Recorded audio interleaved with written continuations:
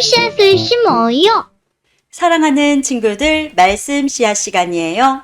오늘 말씀은 사무엘상 4장부터 6장까지 말씀이에요. 다 함께 말씀 씨앗 심을게요. 사무엘상 4장. 사무엘에 대한 소식이 온 이스라엘에 퍼졌습니다. 그때에 이스라엘 사람들이 블레셋 사람들과 싸우러 나갔습니다.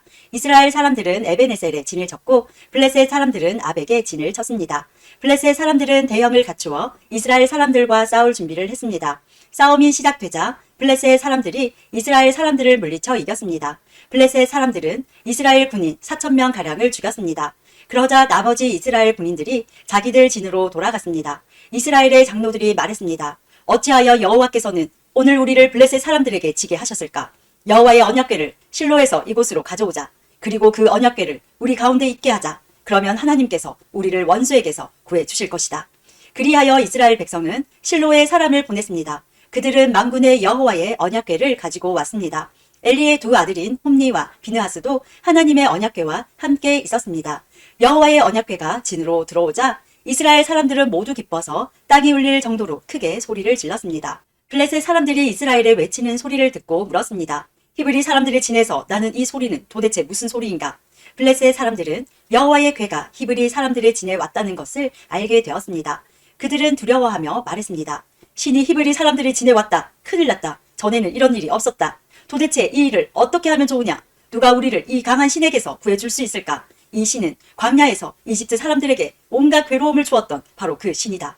블레셋 사람들아, 용기를 내어라. 사내답게 싸워라. 전에 히브리 사람들은 우리의 노예였지 않았는가? 이제 사내답게 싸우자. 그렇지 않으면 너희는 그들의 노예가 될 것이다. 그리하여 블레셋 사람들은 용감하게 싸워 이스라엘 사람들을 물리쳐 이겼습니다. 이스라엘의 군인들은 모두 자기 집으로 도망쳤습니다. 이스라엘은 크게 져서 군인 3만 명을 잃었습니다. 게다가 하나님의 궤를 블레셋 사람들에게 빼앗겼습니다. 엘리의 두 아들인 홈니와 비느하스도 죽었습니다. 그날 어떤 베냐민 사람이 싸움터에서 달려왔습니다. 그 사람은 너무나 슬퍼 자기 옷을 찢고 머리에 재를 뒤집어 쓴 채 달려왔습니다. 그 사람이 실로에 이르렀을 때 엘리가 길가에 앉아 있었습니다. 엘리는 의자에 앉아 소식이 오기만을 기다리고 있었습니다. 엘리는 하나님의 궤 때문에 걱정이 되었습니다. 베냐민 사람이 실로에 이르러 나쁜 소식을 전하자 마을의 모든 백성들이 큰 소리로 울었습니다.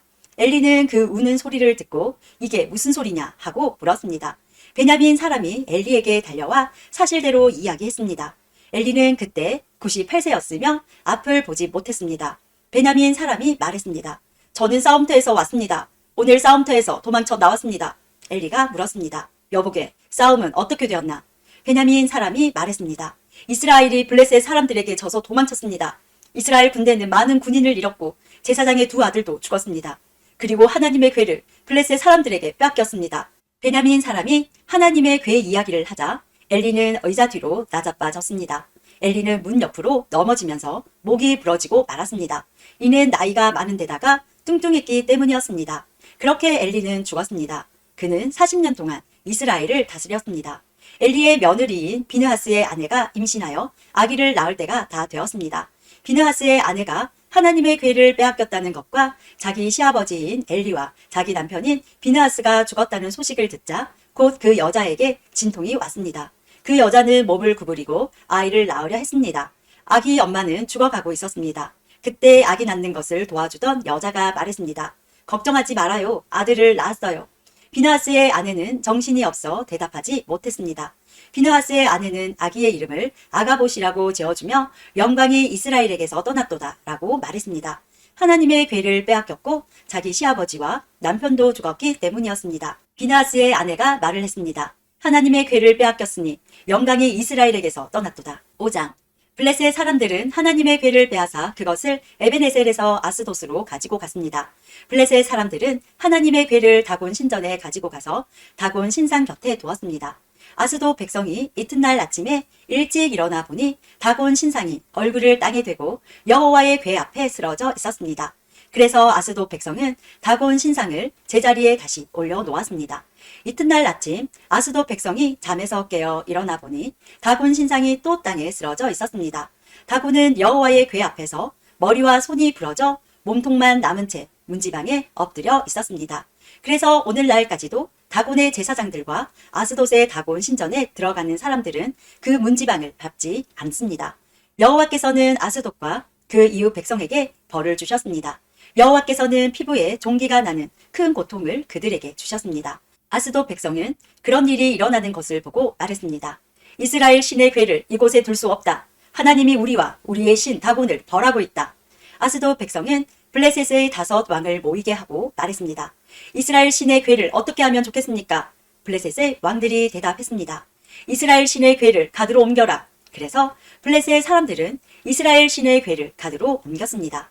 하나님의 궤가 가드로 옮겨진 후에 여호와께서는 가드성에 벌을 주셨습니다.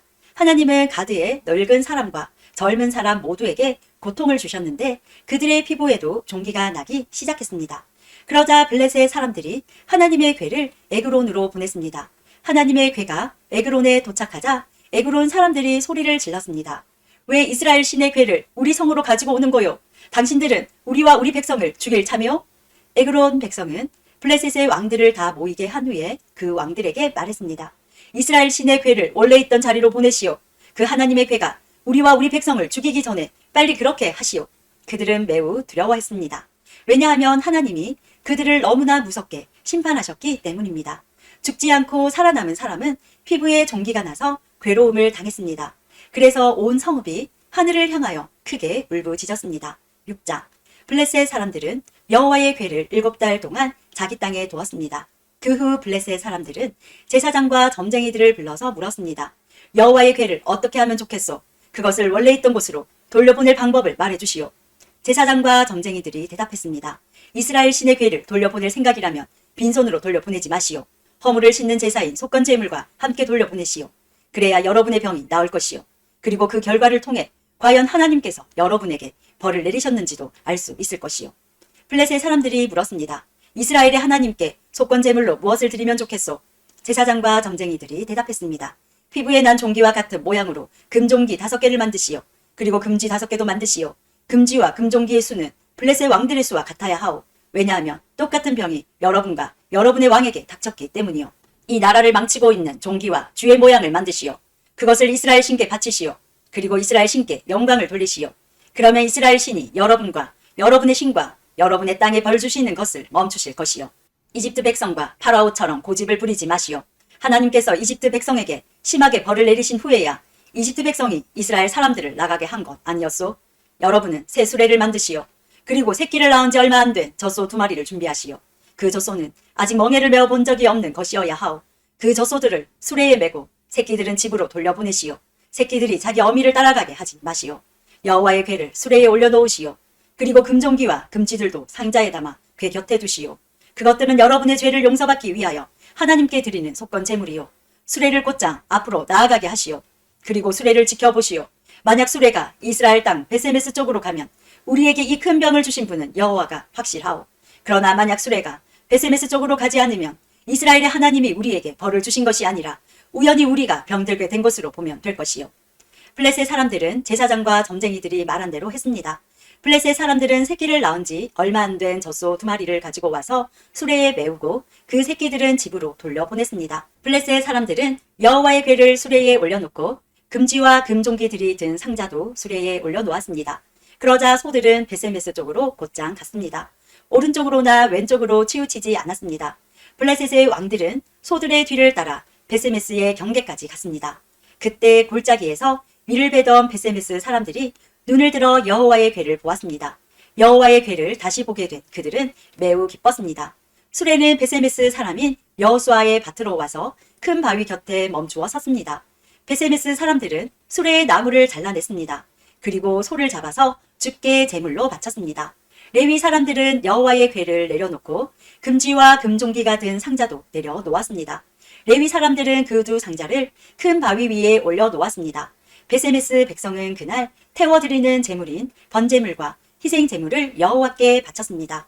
블레셋의 5 왕은 이 모든 일을 지켜보고 그날 에그론으로 돌아갔습니다. 블레셋 사람들이 보낸 금종기는 여호와께 바치는 허물을 싣는 제물인 속건 제물이었습니다. 금종기를 보낸 마을의 이름은 아스돗, 가사, 아스글로, 가드, 그리고 에그론입니다. 블레셋 사람들은 금지도 보냈는데 금쥐의 숫자는 블레셋 왕들이 맡은 마을의 숫자와 같았습니다. 금쥐를 보낸 마을 중에는 성벽을 가진 굳건한 성도 있었고 시골 마을들도 있었습니다. 베세메스 사람들이 여호와의 궤를 올려놓았던 큰 바위는 지금도 베세메스 사람 여호수아의 밭에 그대로 있습니다. 그런데 베세메스 백성 중 여호와의 궤를 들여다본 사람들이 있었습니다. 그러자 여호와께서는 그들을 쳐 70명을 죽이셨습니다. 베세메스 백성은 여호와께서 자기들에게 그토록 무섭게 벌 주시는 것을 보고 소리내어 울었습니다. 그들은 이렇게 말하였습니다. 누가 이 거룩한 하나님 여호와 앞에 설 수 있겠는가? 이 여호와의 궤를 어디로 보내야 하는가? 베세메스 백성은 기럇 여아림 백성에게 명령을 받고 심부름하는 사람들을 보내어 이렇게 말했습니다. 블레셋 사람들이 여호와의 궤를 돌려보냈소. 이리로 와서 그것을 당신들의 성으로 가지고 가시오. 오늘도 말씀 씨앗 모두 잘 심었어요. 우리 내일 또 만나요.